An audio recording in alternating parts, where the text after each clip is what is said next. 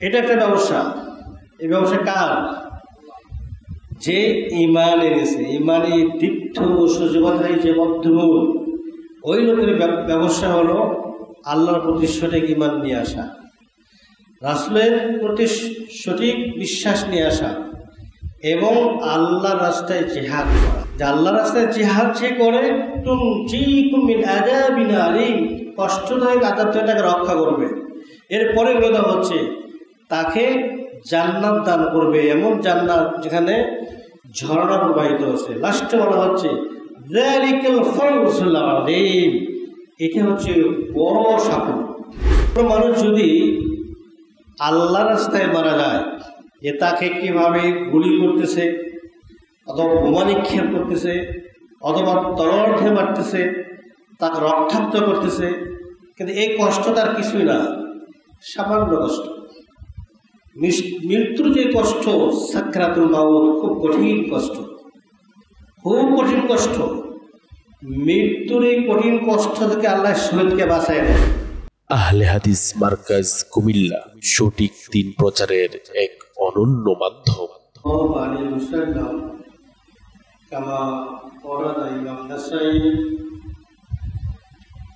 عن ثوبان مولى رسول الله صلى الله عليه وسلم قال قال رسول الله صلى الله عليه وسلم الثباتان من أمتي إلى آخر الحديث। অসংখ্য শুকরিয়া সে মহান আল্লাহ রাব্বুল আলামিনের জন্য, যার অশেষ অনুকম্পায় আমরা মসজিদুল মুবারকে যথাসময়ে সমবেত হতে পেরেছি। এই জন্য আল্লাহ রাব্বুল আলামিনের শুকরিয়া করি, আলহামদুলিল্লাহ। দরুদ ও সালাম বর্ষিত হোক মহানবী মুহাম্মদুর রাসূলুল্লাহ সাল্লাল্লাহু আলাইহি ওয়াসাল্লামের প্রতি। আজকের খুতবাতুল জুমার বিষয় হলো গাজওয়াতুল হিন্দ, ভারত যুদ্ধ। ভারত যুদ্ধ সম্পর্কে রাসূলুল্লাহ সাল্লাল্লাহু আলাইহি ওয়াসাল্লামের ভবিষ্যৎবাণী আছে। আমরা এটাকে বিশ্লেষণ করার প্রয়াস করব। এর শুরুতে আমাদের জানতে হবে আসলে গাজওয়া, যুদ্ধ বা কিতাল, সশস্ত্র যুদ্ধ বা জিহাদ, আল্লাহ রাস্তায় জিহাদ, এই বিষয়গুলো ইসলামের শরীয়তে এখন চালু আছে না বন্ধ? এগুলো কি রাসূলের যুগেই শেষ হয়ে গেছে, সাহাবীদের যুগেই শেষ হয়ে গেছে, না এটা কি বিদ্যমান একটি কার্যক্রম? আল্লাহ রাব্বুল আলামিন মহাগ্রন্থ কোরআন কারিমে অনেক আয়াত জিহাদের উপরে, কিতালের উপরে বা যুদ্ধের উপরে তিনি বর্ণনা করছেন। এই আয়াতগুলো যখন অবতীর্ণ হয়েছিল, ঠিক সেই সময়ের জন্যেরা এই আয়াতগুলো আল কোরআন যতদিন থাকবে, পৃথিবী যতদিন থাকবে, মানুষ যতদিন থাকবে, ততদিনই এর বিধান পৃথিবীতে প্রযোজ্য থাকবে, এটা বিদ্যমান থাকবে। কোনো ন্যায়পরায়ণ সরকার তার ন্যায়পরতার মাধ্যমে অথবা কোনো স্বৈরাচার তার জুলুম ও নিপীড়নের মাধ্যমে আল্লাহর এই বিধানকে মানসুখ বা রহিত করতে পারবে না। এমন বহু আয়াত আছে। আল্লাহ রাব্বুল আলামিন সূরা সফে বলেন, ইন্নাল্লাহা ইউহিব্বুল্লাযীনা ইউকাতিলুনা, আল্লাহ ওই মানুষদেরকে ভালোবাসেন যারা আল্লাহর রাস্তায় শিশিরালা প্রাচীরের মতো সশস্ত্র যুদ্ধ করে। তাহলে যুদ্ধ বা গাজওয়া এটা কোথায় হবে? ইউকাতিলুনা ফি সাবিলিল্লাহ, এটা হবে আল্লাহর রাস্তা। এটা কোনো দল তার দলকে টেকানোর জন্য, এটা কোনো আধুনিক রাষ্ট্র দর্শনের তথা গণতন্ত্র সমাজতন্ত্র, রাজতন্ত্র বা যে কোনো আধুনিক রাষ্ট্র দর্শনে সম্পৃক্ত যারা, তাদের সে আদর্শকে প্রতিষ্ঠার জন্য যে লড়াই, যে সংগ্রাম, তা কখনোই গাজওয়া না, তা কখনোই কিতাল ফি সাবিলিল্লাহ না, তা কখনোই জিহাদ ফি সাবিলিল্লাহ না। জিহাদ ফি সাবিলিল্লাহ, কিতাল ফি সাবিলিল্লাহ, গাজওয়া ফি সাবিলিল্লাহ, তো সেটাই যেটা হবে আল্লাহর জমিনে আল্লাহর দ্বীনকে সমুন্নত করার জন্য। সেটা হবে ফি সাবিলিল্লাহ, রাস্তা, আল্লাহর রাস্তায়, আল্লাহর দেখানো নিয়মে, আল্লাহর দেখানো পদ্ধতিতে। অন্য কারোর পদ্ধতিতে এটা সংগঠিত হলে সেটা এই মর্যাদা পাবে না। এর তো অনেক মর্যাদা। আল্লাহ রাব্বুল আলামিন এই সূরাতে আরেকটু পরে বলতেছেন, ইয়া আইয়ুহাল্লাযীনা আমানু হাল আদুল্লুকুম আলা তিজারাতিন তুনজিকুম মিন আযাবিন আলীম। হে ইমানদারগণ, হে ইমানদারগণ, হাল আদুল্লুকুম আলা তিজারা, আমি কি তোমাদেরকে এমন একটি ব্যবসার কথা বলে দেব না যে ব্যবসাটা তুনজিকুম মিন আযাবিন আলীম, তোমাদেরকে কষ্টদায়ক আযাব থেকে রক্ষা করবে। আল্লাহর বলার স্টাইলটা দেখেন, আল্লাহ কি বলতেছেন, এমন একটা ব্যবসার কথা বলে দেবো না। ব্যবসা বলতে অনেক কি বোঝে, দৈনিক জীবন পরিচালনার জন্য বিভিন্ন কার্যক্রম, এগুলো কি বোঝায়, তাই না? হ্যাঁ, আল্লাহ আরও কিছু জিনিস কি ব্যবসা বলছেন ইমানদারদের জন্য। সেই ব্যবসা কি, তুমিনুনা বিল্লাহি ওয়া রাসূলিহি ওয়া তুজাহিদুনা ফি সাবিলিল্লাহ, তোমরা আল্লাহর ও তার রাসূলের প্রতি ঈমান আনবে এবং তুজাহিদুনা ফি সাবিলিল্লাহ, আল্লাহর রাস্তায় তোমরা জিহাদ করবে। এটা একটা ব্যবসা। এই ব্যবসা কার? যে ঈমান এনেছে, ঈমানে দীপ্ত সজীবতায় যে বদ্ধমূল, ওই লোকের ব্যবসা হলো আল্লাহর প্রতি সঠিক ঈমান নিয়ে আসা, রাসূলের প্রতি সঠিক বিশ্বাস নিয়ে আসা এবং আল্লাহর রাস্তায় জিহাদ করা। এটা করলে কি হবে, তুনজিকুম মিন আযাবিন আলীম, কষ্টদায়ক আযাব থেকে আল্লাহ রাব্বুল আলামিন তোমাদেরকে রক্ষা করবে, কষ্টদায়ক আযাব থেকে। এই জন্য আল্লাহর রাস্তায় যারা এই যুদ্ধ করে তাদেরকে বলা হয় কি, মুজাহিদ বা মুকাতিল। আর যে এই কাজে মারা যায় তাকে মৃত্যু বলা হয় না, তার বিশেষ সম্মান আছে, তাকে বলা হয় কি, শাহিদ। তাকে বলা হয় কি, শাহিদ। সে আল্লাহ রাস্তায় মারা গেছে, তাকে বলা হয় কি, শহীদ বলা হয়।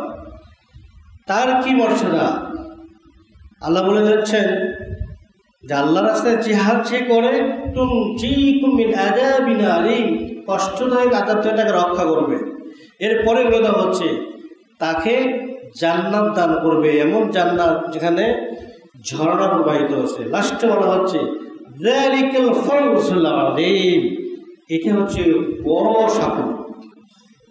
আমরা সাফল্য খুঁজি, লাইফের কেরিয়ারের উন্নয়ন খুঁজি। আল্লাহ বলেছেন এই কাজ যারা করবে, এটা যারা করতে পারবে, যালিকাল ফাওজুল আযীম, এটা হলো মহা সাফল্য। আল্লাহু আকবার। যে কাজ দেখতে গিয়ে মানুষ ভয় করে, যে মানুষ যে কারণে যেতে চায় না, আল্লাহ বলছেন এটা হলো সাফল্যময় কাজ, এটা জীবনের উন্নত কেরিয়ার কাজ। তাহলে এখানে জাহান্নাতে বাঁচার কথা হচ্ছে, জান্নাতে পাওয়ার কথাও এসেছে। বিশ্বনবী মুহাম্মদ সাল্লাল্লাহু আলাইহি ওয়াসাল্লাম তিনি নিজে সহিহ সনদে বলছেন, কোনো মানুষ যদি আল্লাহ রাস্তায় মারা যায়, যে তাকে কীভাবে গুলি করতেছে, অথবা বোমা নিক্ষেপ করতেছে, অথবা তলোয়ার দিয়ে মারতেছে, তাকে রক্তাক্ত করতেছে, কিন্তু এই কষ্ট তার কিছুই না, সামান্য কষ্ট। মৃত্যুর যে কষ্ট, সাকরাতুল মাউত, খুব কঠিন কষ্ট, খুব কঠিন কষ্ট। মৃত্যুর এই কঠিন কষ্ট থেকে আল্লাহ শহীদকে বাঁচাই দেন। ওয়াইয়াগফিরু এবং আল্লাহ তাকে ক্ষমা করে দেন, তার শরীর থেকে প্রথম তার দেহ থেকে রক্ত প্রবাহিত হয়ে যায়, আল্লাহ তার গুনাহগুলো মাফ করে দেন। এবং তাকে কি করেন, কবরের হিসাবের মুখোমুখি যখন করা হবে তার কোনো হিসাব নেই, এবং তার জন্য হলো কি জান্নাতুল ফেরদাউস। কিয়ামতের ময়দানে তার কোনো হিসাবের ভয় ভীতি থাকবে না। এবং এই একমাত্র মানুষ যে আল্লাহ রাস্তায় শহীদ হয়ে গিয়েছে, সে 70 জন জাহান্নামী ব্যক্তিকে আল্লাহ তাআলা সুপারিশ করে জান্নাতে নিয়ে যেতে পারবে। যারা জাহান্নামে অর্ডার হয়েছে, জাহান্নামে চলে গেছে, এরকম ব্যক্তির মধ্যে থেকে একজন শহীদ যা দেখে মনে করবে, যাদের উপরে সুপারিশ করবে, এরকম 70 জন ব্যক্তিকে জান্নাতে নিয়ে আসার সুপারিশের সুযোগ আল্লাহ একজন শহীদকে দিয়ে দেবেন। এই জন্য এইটা পাওয়া অনেক সৌভাগ্যের বিষয়। বিশ্বনবী আল্লাহ রাব্বুল আলামিন আরো বহু একটা বলছেন, আজকে মানুষ আল্লাহ রাস্তায় এই লড়াই করতে চায় না, তারা কিন্তু অনেক লড়াই করে, গণতন্ত্র নিয়ে, জাতীয়বাদ নিয়ে, নিজের দলের কার্যক্রম নিয়ে কত লড়াই করতেছে, কত জন মরতেছে না, মারা যাচ্ছে না। কিন্তু এগুলো কি মারা যাচ্ছে কোনো সমস্যা নাই, আল্লাহ রাস্তায় জিহাদকে যদি শহীদ হয়ে মারা যায় সেখানেই ভয় না, ওইটা চলবে না। এখন আল্লাহ রাব্বুল আলামিন কিয়ামত পর্যন্ত এই বিধান জারি। আল কোরআন ওমা লাকুম লা তুকাতিলুনা ফি সাবিলিল্লাহ ওয়াল মুস্তাদাফিনা মিনার রিজালি ওয়ান নিসাই ওয়াল বিলদান, তোমাদের কি হয়ে গেল, তোমরা আল্লাহ রাস্তায় সশস্ত্র যুদ্ধে বের হও না, অথচ মুস্তাদাফিনা মিনার রিজাল, দুর্বল মানুষগুলো, নারীগুলো, শিশুগুলো, তারা নির্যাতিত হয়ে, নিষ্পেষিত হয়ে আল্লাহর দরবারে দোয়া করছে, রব্বানা আখরিজনা মিন হাযিহিল ক্বরিয়াতিজ যালিমি আহলুহা, আল্লাহ এই জালেম, এই অত্যাচারী, এই শাসক, এই জনগোষ্ঠী, এই জনপদ, এখান থেকে তুমি আমাদেরকে কি করো, মুক্ত করো। আল্লাহু আকবার। আজকে পৃথিবীতে কি এরকম নির্যাতন চলছে না? আজকে কি কাশ্মীরে নির্যাতন চলছে না? আজকে কি সিরিয়ায় চলছে না? আজকে ফিলিস্তিনে চলছে না? আজকে বিশ্বের বিভিন্ন জায়গায় চলছে না? আজকে কি অসংখ্য মানুষ, অসংখ্য দুর্বল অসহায় নারী পুরুষ, তারা কি আল্লাহর কাছে প্রার্থনা করতেছে না, রব্বানা আখরিজনা মিন হাযিহিল ক্বরিয়াতিজ যালিমি আহলুহা, আল্লাহ এই জালেম জনগোষ্ঠীর কাছ থেকে আমাদেরকে বাঁচাও, বলছে না? কিন্তু মানুষ কি আল্লাহর রাস্তায় এই জিহাদে, এই যুদ্ধই অবতীর্ণ কি হচ্ছে? তাহলে কি আয়াত মানসুখ হয়ে গেছে? না, এই আয়াত কিয়ামত পর্যন্ত বিদ্যমান থাকবে, কিয়ামত পর্যন্ত চলবে। কিন্তু সমস্যা কোথায়? সমস্যা হলো আল্লাহ রাস্তায় জিহাদ এবং তার যে প্রাপ্তি, এটা মানুষ ভুলে গেছে। কিসের কারণে ভুলে গেছে? আল্লাহ নিজেই বলছে, মূলত 8টি কারণে মানুষ এটা ভুলে গেছে।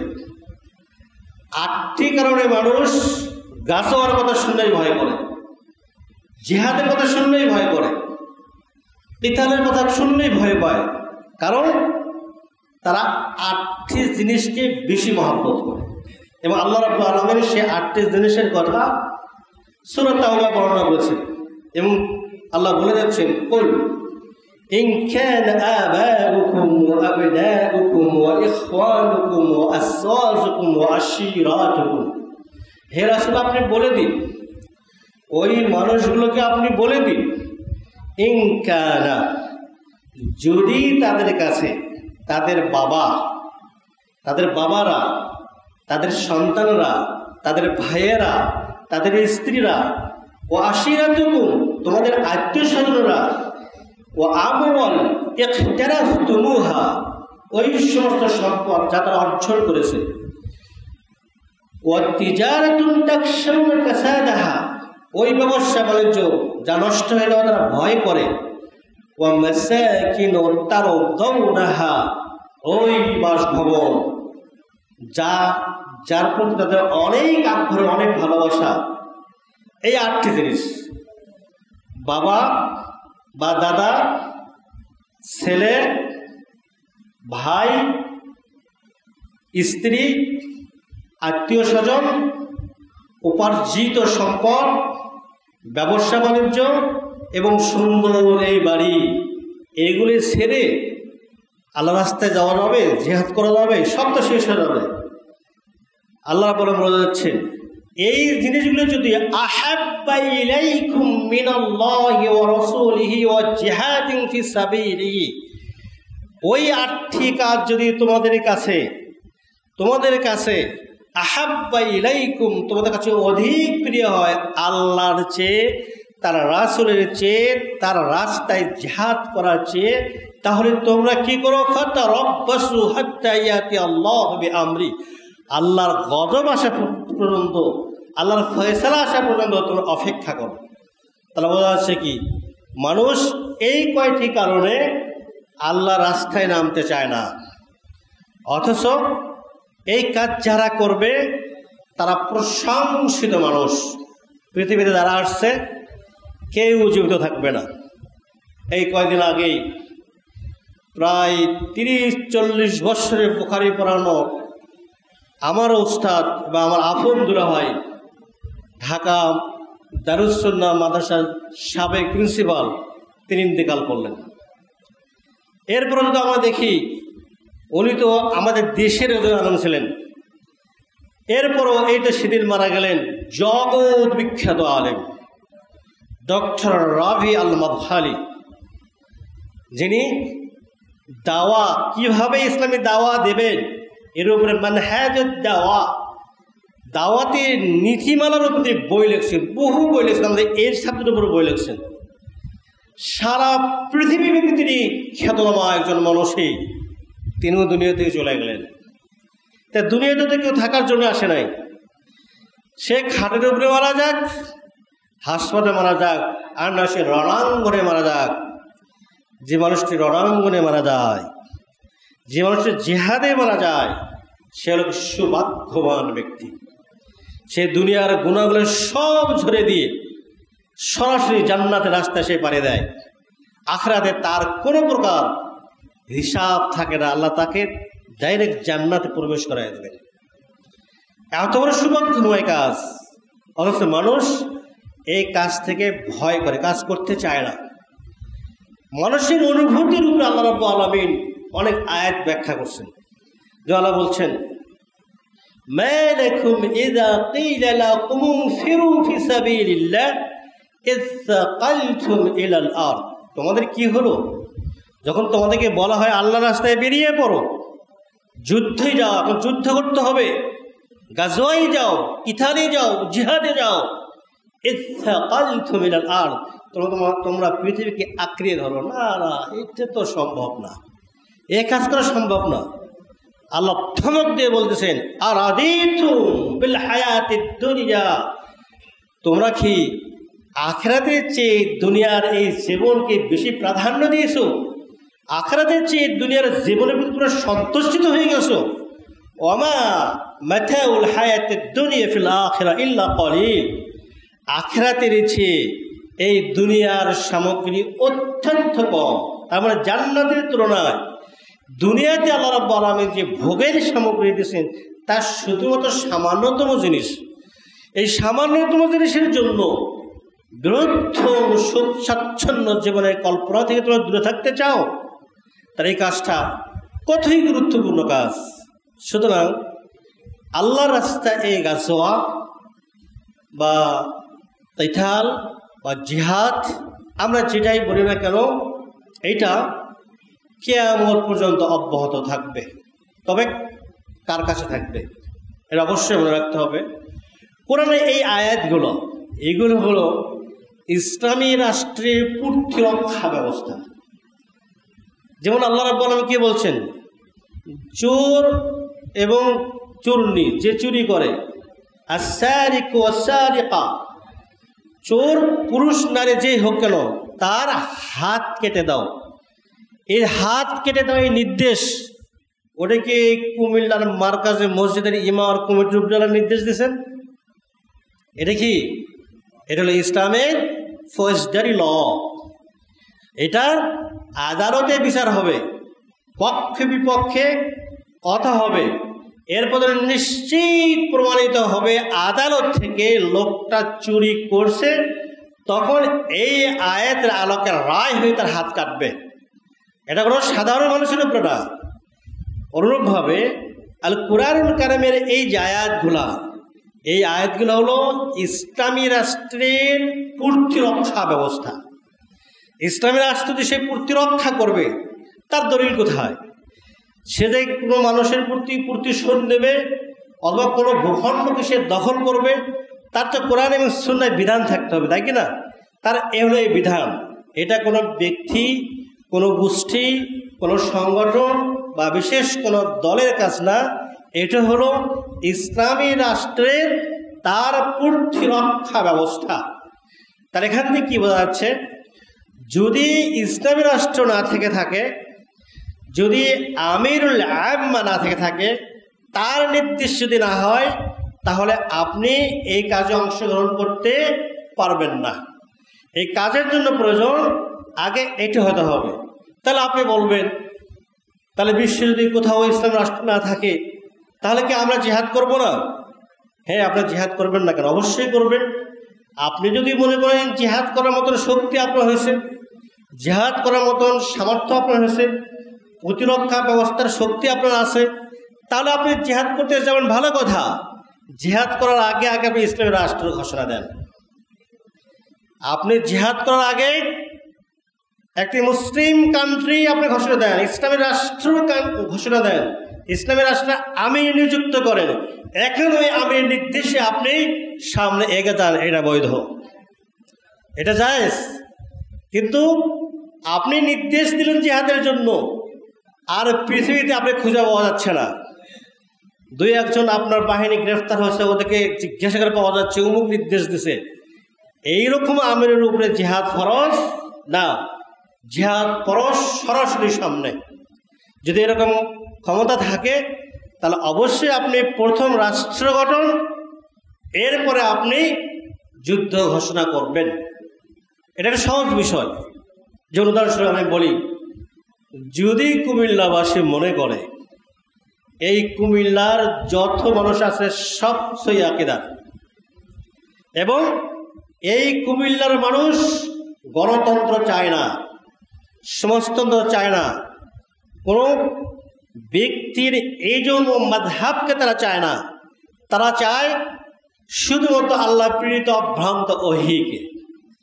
এখন কুমিল্লার লোকেরা অক্ষম হয়ে গেছে, আমাদের আমির হলো ক, আর আমরা তার অধীনে কোরআনের আইনকে বাস্তবায়ন করব। এখন ঘোষণা দিয়ে দিল ক। বাংলাদেশ জেনে রেখো, কুমিল্লার এই ভূখণ্ড ইসলামী রাষ্ট্র। এখানে আমরা কোরআন এবং সুন্নাহ অনুযায়ী বিচার ফায়সালা করব। যদি তোমরা আমাদেরকে আক্রমণ করো, তাহলে তোমাদের সাথে আমাদের জিহাদ ঘোষণা হয়ে গেল। আর যদি তোমরা আমাদের কাছে না আসো, কোনো কথা নাই, তোমরা তোমাদের জায়গা চালাও। কুমিল্লা ইসলামী রাষ্ট্র। ইসলামী রাষ্ট্রের জন্য বিশাল বর্গমাইল হতে হবে নাকি? এরকম কোনো কথা নেই। শেষ।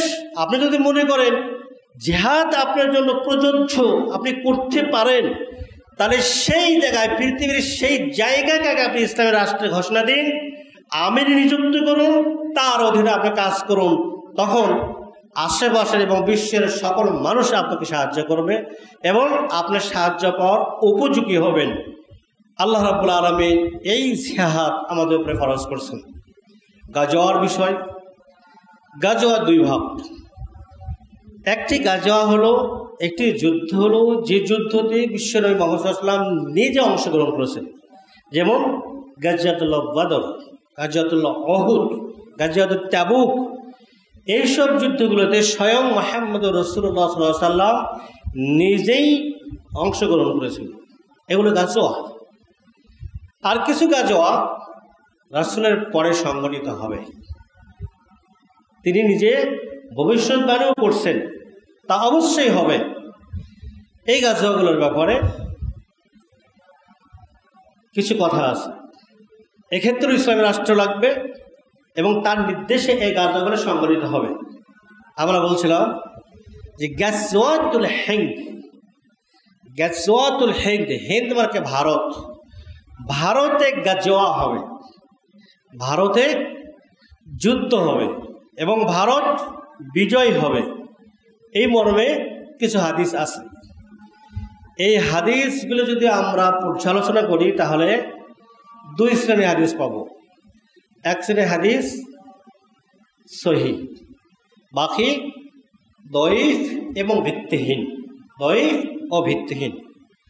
যে হাদিসটি হাদিস বিজ্ঞানীদের নিকটে সহিহ হিসেবে প্রমাণিত, সেই হাদিসটি আপনাদের সামনে আমি এই মুহূর্তে উপস্থাপন করতেছি। এই হাদিসটি বর্ণনা করছেন আন সাওবানা মাওলা রাসূলুল্লাহ সাল্লাল্লাহু আলাইহি ওয়াসাল্লাম, রাসূল সাল্লাল্লাহু আলাইহি ওয়াসাল্লামের দাস মাওলা, মাওলা মানে কি দাস, তার নাম কি সাওবান, বিশিষ্ট সাহাবী এবং তিনি রাসূল সাল্লাল্লাহু আলাইহি ওয়াসাল্লামের কীর্ত দাস ছিলেন, পরবর্তী রাসূলকে মুক্ত করে দিয়েছিলেন। তিনি বলেন ক্বালা রাসূলুল্লাহ সাল্লাল্লাহু আলাইহি ওয়াসাল্লাম, রাসূল সাল্লাল্লাহু আলাইহি ওয়াসাল্লাম বলেছেন, কে বলেছেন?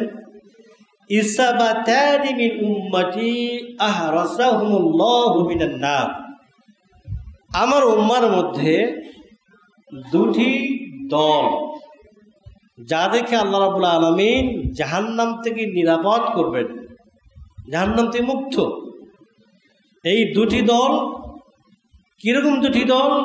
ইসাবাতুন তাকজুল হিন্দ, একটা দল যারা ভারত যুদ্ধ করবে, ভারত যুদ্ধ করবে, তাদের কি আল্লাহ জাহান্নাম থেকে মুক্ত করে দিয়েছেন। ওয়া ইসাবা তাকুনু মা ঈসা ইবনে মারইয়াম আলাইহিস সালাম, আরেকটা দল যারা ঈসা ইবনে মারইয়াম আলাইহিস সালামের সাথে থাকবে। হাদিসটি বেশ কিছু গ্রন্থ আছে, তন্মধ্যে ইমাম নাসাই তার নাসাই 3171 নম্বর হাদিস বর্ণনা করছেন। এই হাদিস সানাদ বিশ্লেষণ করে শাইখ নাসিরউদ্দিন আলবানী এবং অন্যান্য মুহাদ্দিসগণ এই হাদিসটাকে সহিহ বলছেন, এই হাদিসটা সহিহ। চলুন আমরা এই হাদিসটার উপরে কিছু আলোচনা করি। এই হাদিসে আমরা কি পেলাম? একটা শব্দ পেয়েছি আমরা ইসাবা, আরেকটা শব্দ পেয়েছি আমরা কি উম্মাহ। এগুলো অর্থ কি? দল। ইসাবা মানে দল, উম্মাহ মানে দল, জামা মানে দল, তায়েফা মানে দল, ফিরকা মানে দল। দলের উপরে আরবিতে অনেকগুলো শব্দ আছে, অনেকগুলো শব্দ আছে, যার কারণে এই সমস্ত হাদিসগুলোকে একত্রিত করার কারণে ইসলামে সংগঠন করা জায়েজ, সংগঠন করা কিন্তু ফরজ না। ইসলামের সংগঠন করা কি জায়েজ, বিভিন্ন পরিভাষা থেকে, অবশ্যই ফরজ না, এটা জায়েজ। আল্লাহর রাস্তায় দাওয়াত দেওয়া এবং আল্লাহর রাস্তায় জেহাদ প্রযোজ্য হয়ে থাকলে জেহাদ করা, এইগুলি পর্যায়ক্রমে ফরজে আইন অথবা ফরজে কিফায়া অথবা মুস্তাহাব হয়ে যায়, অথবা মুস্তাহাব হয়ে যায়। আর নির্দিষ্ট কোনো সংগঠন চিরকালই এটা মন্দুব বা জায়েজ। কি কারণে? বিভিন্ন হাদিস থেকে পাওয়া যাচ্ছে, যেমন আল্লাহ রাব্বুল আলামিন উম্মাহ মানে কি? উম্মাহ মানে একটা দল। আল্লাহ আল-কুরআনে বহু জায়গায় বলছেন আল্লাহ বলেছেন উখরিজাত লিন-নাস, খায়রুকুম, তোমাদের মধ্যে সেই উত্তম, তোমাদের মধ্যে সেই উত্তম উখরিজাত লিন-নাস, যে আল্লাহ রাব্বুল আলামিন তার সৃষ্টি করছেন আল্লাহর সাথে দাওয়াত দেওয়ার জন্য। এখানে উম্মাহ, এই উম্মাহ দাওয়াতের কথা বলা হচ্ছে। আল্লাহ বলছেন ওয়ালতাকুম মিনকুম উম্মাহ, তোমাদের মধ্যে একটা দল হওয়া উচিত যারা কি করবে? ন্যায়ের আদেশ করবে, অন্যায়ের প্রতিরোধ করবে। তা আল্লাহ বলছে ওয়ালতাকুম মিনকুম উম্মাহ, তোমাদের মধ্যে একটা দল হওয়া উচিত যার কাজ হবে ন্যায়ের আদেশ করা, অন্যায়ের প্রতিরোধ করা। তো সবাইকে বলছে নাকি? সবাইকে বলে নাই। এবং উম্মাহ মানে একটা বিশাল জাতি, উম্মাহ মানে একটা বিশাল জাতি, যে জাতিটা কি হকের উপরে প্রতিষ্ঠিত। যে ইব্রাহিম আলাইহিস সালাম, তিনি কি বিশাল জাতি ছিলেন? মুষ্টিময় কয়েকজন মানুষ ছিলেন। আল্লাহ কে বলছেন? ইন্না ইব্রাহিম কানা উম্মাতান কানিতান লিল্লাহি হানিফা, লিল্লাহি হানিফা। এই উম্মাহ কখনো সামগ্রিক আদর্শের উপরে প্রতিষ্ঠিত একটা জনগোষ্ঠীকে বোঝায়। এই জন্য মুসলিম উম্মাহ, মুসলিম উম্মাহকে উম্মাহ বলা হয়। এটা কি কোনো সংগঠন? আপনি মুসলিম, এটা কি একটা উম্মাহ না? এটা কি কোনো সংগঠন? এটা কোনো সংগঠন না। তবে এই শব্দটা মুসলিম উম্মাহকে বোঝানো হচ্ছে যে হাদিহি উম্মাতুকুম উম্মাতুন ওয়াহিদা, এই যে উম্মাহ এটা কি একটা উম্মাহ। আল্লাহকে একটা উম্মাহ করছেন, সেটা কি উম্মাতুল মুসলিমা, মুসলিম উম্মাহ। আবার অন্য আয়াতে বলা হচ্ছে তোমাদের মধ্যে একটি উম্মাহ হওয়া উচিত যারা দ্বীনের পথে দাওয়াত দেবে। তাহলে দাওয়াত দেওয়ার আয়াত তো আমরা পাচ্ছি, কিন্তু মানুষ ভুল করে কোথায় জানেন? যে আয়াতটা যে জায়গায় দরকার নাই আর যে হাদিসটা যে জায়গায় দরকার নাই, আমাদের পণ্ডিতেরা সেটা সেখানে ঢুকাই দিয়ে অপেক্ষা করে। যেমন অধিকাংশ জামাত এবং সংগঠনের উপরে যারা কাজ করেন, তারা সংগঠনের দলিলের জন্য কি বলেন? ওয়াতাসিমু বিহাবলিল্লাহি জামিআন ওয়ালা তাফাররাকু, এই আয়াত বলেন ওয়াতাসিমু বিহাবলিল্লাহি জামিআন, তোমরা আল্লাহর রশিকে সবাই মজবুতভাবে ধরো, ওয়ালা, এবং তোমরা এখানে বিভক্ত হইও না। এই আয়াত সংগঠন না, এই আয়াতের সংগঠন না। ওয়াতাসিমু বিহাবলিল্লাহি জামিআন, এটা হলো ইসলাম। এটা এই জামাত হলো কি ইসলাম, এটা কি ইসলাম। দিন কায়েমের জন্য বহু আয়াত আছে। আর আকিমুদ্দিন, তোমরা দিন কায়েম করো। এই দিন কায়েম মানে রাষ্ট্রের গলায় ইসলাম দেওয়া নয়। আর আকিমুদ্দিন আই আকিমুত তাওহীদ, তাওহীদকে প্রতিষ্ঠা করো। জায়েজ, কিন্তু আয়াত বা হাদিস উল্টাটা নিয়ে নেওয়া হয়। এখানে মুহাম্মদ রাসূলুল্লাহ সাল্লাম বিভিন্ন হাদিস থেকে এই যে জামা, ফিরকা, তয়েফা, ইসাবা, উম্মাহ এই শব্দগুলো ব্যবহার করছেন। তার মানে ইসলামের মধ্যে এরকম ছোট ছোট দল হতে পারে, তাহলে এটা সংগঠন হতে পারে, সংগঠনও হতে পারে, এটা জায়েজ। এবং এই হাদিস থেকে তাকান, সাওবান তিনি বলতেছেন, আল্লাহ রাসূল বলছেন ইসাবাতানি মিন উম্মতি, আমার উম্মার মধ্যে দুটো ইসাবা হবে, দুটো দল হবে। তাহলে উম্মতে মুসলিমার সকলে কি এর ভিতরে অন্তর্ভুক্ত? পৃথিবীতে বিদ্যমান যত মুসলমান থাকবে তারা কি সবাই এর ওই দুই দল অন্তর্ভুক্ত? না, কখনই না। তার মানে কি বোঝা যাচ্ছে? এই যে যুদ্ধটা, এই যুদ্ধটা ফরদে কিফায়া, কিছু সংখ্যক মানুষ আদায় করলে অন্যদের উপরে হক আদায় হয়ে যাবে। কারণ জিহাদ বা যুদ্ধ বা গাজওয়াত তারাই সম্পাদন করবে যারা একটা ইসলামী রাষ্ট্রের অধীনে বিশেষ প্রশিক্ষণপ্রাপ্ত দল হবে, প্রশিক্ষণপ্রাপ্ত দল হবে। আল্লাহ রাসূল বলতেছেন ইসাবাতান, দুটি দল, ইসাবা দল, ইসাবাতানি দুটি দল। ইসাবা বলা হয় ছোট সংখ্যক একটা দল। এই ছোট সংখ্যক দল একটা ভারতের সাথে লড়াই করবে এবং ভারতকে বিজয় করে নিয়ে আসবে। আর একটা দল ঈসা আলাইহিস সালামের সাথে থাকবে। তাহলে এই যে দলটা, এটা সাধারণ কোনো মুসলিম সংগঠন, দল, ব্যক্তি এটা না। এটা হলো যে দলটি এই কাজ করবে, এটা সেই সময়ে আধুনিক অস্ত্রসজ্জে সুশিক্ষিত, পরীক্ষিত, পরিপক্ক, দক্ষ একটা বাহিনী। তাদের সংখ্যা খুবই কম, কিন্তু এই কাজে তারা অত্যন্ত পরিপক্ক। আধুনিক সমস্ত কার্যক্রমে তারা অনেক দক্ষ। এরা ভারতে কি করবে? যুদ্ধ করবে। আর একটা দল কি করবে? তারা ঈসা আলাইহিস সালামের সাথে থাকবে। এখন এই হাদিস, এটা সহিহ হাদিস। বাকি অন্যান্য হাদিসের ব্যাপারে কারো না কারো কথা আছে। কেউ দয়ীফ বলছেন, কেউ ভিত্তিহীন বলছেন, আমাদের সময় হবে না সেটা বিশ্লেষণ করতে। যদি হাদিসটা সহি, এই হাদিসটা আমরা আপনাদের সামনে উপস্থাপন করতেছি। এই হাদিস দ্বারা কী পাওয়া গেল, যে একটা দল অবশ্যই থাকবে যারা ভারতে যুদ্ধ করবে। এখন প্রশ্ন হলো, ভারতের সাথে যুদ্ধ এই গাজওয়াতুল হিন্দ হয়ে গেছে না একটা হয় নাই, এটা কি প্রশ্ন হয়ে দাঁড়াচ্ছে কিনা? কারণ ভারত ইতিহাস যদি আমরা পর্যালোচনা করি তাহলে দেখব মোহাম্মদ বিন কাসিম এবং বিভিন্ন সময়ে ভারত আক্রমণ হয়েছে এবং ভারতে মানুষ ইসলাম পরিচালনা করছে, ইসলামের শাসন চালানো হয়েছে। তাহলে কি গাজওয়াতুল হিন্দ মোহাম্মদ বিন কাসিম বা পূর্বেই সংগৃহীত হয়ে গেছে নাকি এটা হবে, এরকম একটা বিষয়। অবশ্যই এই উম্মার একেবারে ছোট না, অনেক বড় বড় কিছু স্কলার গাজওয়াতুল হিন্দ হয়ে গেছে এই পক্ষ অবলম্বন করছে, অনেকে আছে। এর মধ্যে শাহ ওলিউল্লাহ মুহাদ্দিস দেহলভিও আছেন, আধুনিক অনেক বক্তা শায়েখরাও আছেন। তারা বলছেন, কেউ বলছেন মোহাম্মদ বিন কাসেমের সময় অথবা তার পরবর্তী সময়ে ভারতকে যে দীর্ঘ সময় ধরে শাসন করা হয়েছে, এই সময় গাজওয়াতুল হিন্দ চলে গেছে।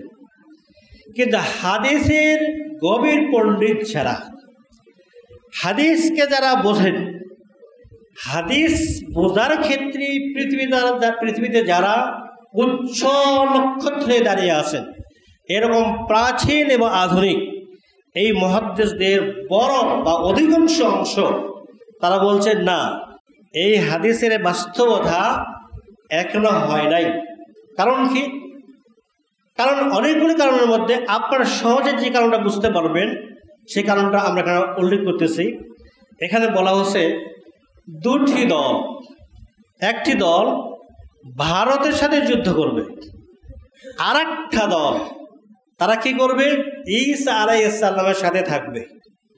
যদি সেই মোহাম্মদ বিন কাসিমের সময় হাদিসটা বাস্তবায়ন হয়ে থাকে, তাদের দীর্ঘ সময় অতিবাহিত হয়ে গেছে, তাহলে ঈসা আলাইহিস সালাম তো আসেন নাই। আসছেন নাকি? ঈসা আলাইহিস সালাম তো এখনো আসেন নাই। কিন্তু হাদিসে স্পষ্ট বলা হচ্ছে এই দুটি দল তারা কাছাকাছি হবে। একটি দল ভারত আক্রমণ করবে, আর একটি দল ঈসা আলাইহিস সালামের সাথে থাকবে, কাছাকাছি দল। যদি কাছাকাছি দল হয়ে থাকে তাহলে এইটা হবে তাকাউ ফি আখিরিজ জামান, তাহলে এইটা হবে শেষ জামানায়। এটা হবে কি? শেষ জামানায়, যেটা এখনো আসে নাই, যেটা এখনো আসে নাই। যেটা আসবে ঈসা আলাইহিস সালাম আবির্ভূত হবেন তার একটু আগে। কারণ ঈসা আলাইহিস সালাম আসবেন, এটা কি আমাদের আলামত। এই আলামতটা হলো কি? আলামাতুস সাআতিল কুবরা। যত বড় বড় কিয়ামতের আলামত আছে, এরকম 10টি আলামতের মধ্যে একটি আলামত হলো নুজুল ঈসা আলাইহিস সালাম, ঈসা আলাইহিস সালামের পৃথিবীতে আসা, ঈসা আলাইহিস সালামের পৃথিবীতে আসা। আর ভারত যুদ্ধ হবে, এটাও কিন্তু কিয়ামতের আলামত। এটা তো রাসূল বলছেন, ভবিষ্যৎবাণী করছেন, এটাও কিয়ামতের আলামত। কিন্তু এই আলামতটা বড় আলামত না। এই আলামতটা হলো আলামাতুস সাআতিস সুগরা। কিয়ামতের যে ছোটো ছোটো যে আলামতগুলো আছে, এই ছোটো ছোটো আলামতের মধ্যে অন্যতম একটি আলামত। তবে এই আলামত সংগৃহীত হওয়ার সময়কালটা হাদিস বিজ্ঞানীরা তারা মনে করতেছেন এই হাদিসের বুঝগত দিক থেকে এটা হবে ঈসা আলাইহিস সালামের আবির্ভূত হওয়ার একটু আগে। ঈসা আলাইহিস সালাম পৃথিবীতে এসে ন্যায় পরায়ণতা, ইসলামী রাষ্ট্র, মুহাম্মদ সাল্লাল্লাহু আলাইহি ওয়াসাল্লামের শরীয়তের নীতিতে প্রতিষ্ঠিত করবেন, ঠিক এর আগে ভারতের যুদ্ধ সংঘটিত হবে এবং ভারত থেকে তাগুতকে উৎখাত করে, আল্লাহ দ্রোহিতাকে উৎখাত করে এই জায়গায় ইসলামিক কান্ট্রি প্রতিষ্ঠিত হবে ইনশাআল্লাহ। এটা হাদিসে মুহাদ্দিস শাইখ নাসিরউদ্দিন আলবানী, শাইখ ইবনে কাসির রহমাতুল্লাহ আলাইহি এবং বিভিন্ন ওলামারা বা বিভিন্ন স্কলাররা যারা হাদিস নিয়ে বেশি কথা বলছেন, তারা এই কথাই বলছেন। এবং শাইখ নাসিরউদ্দিন আলবানী পর্যন্ত বলছেন যে এটা সংগঠিত হয় নাই। ভারতে বিভিন্ন খণ্ড খণ্ড কার্যক্রম ছিল, এটা ছিল ভিন্ন ইতিহাস। কিন্তু আল্লাহর রাসূলের যে ভবিষ্যৎবাণী, যেটা ঈসা আলাইহিস সালামের আগে সংগঠিত হবে, যেটার ভবিষ্যৎবাণী আল্লাহ রাসূল বলছেন এই গাজওয়াতুল হিন্দ এখনো সংগঠিত হয় নাই, এটা পরবর্তীতে হবে ইনশাআল্লাহ।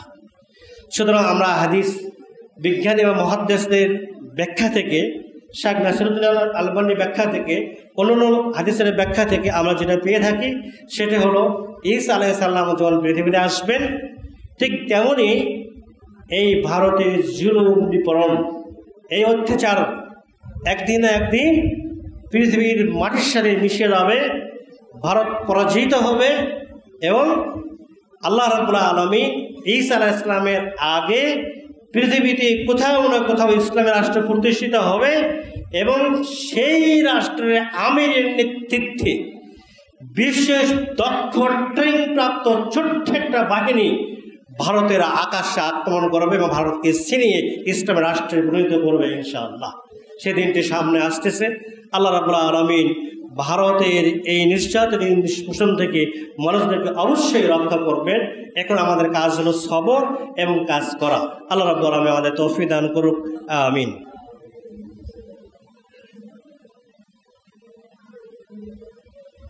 ইন্নাল হামদুলিল্লাহ রাব্বিল আলামিন والصلاة والسلام على أشرف الأنبياء والمرسلين وعلى آله وصحبه ومن تبعهم بإحسان إلى يوم الدين. اللهم اغفر لنا، اللهم اغفر لنا، اللهم اغفر لنا، اللهم اجعلنا من عبادك الصالحين، اللهم اجعلنا من عبادك الصالحين.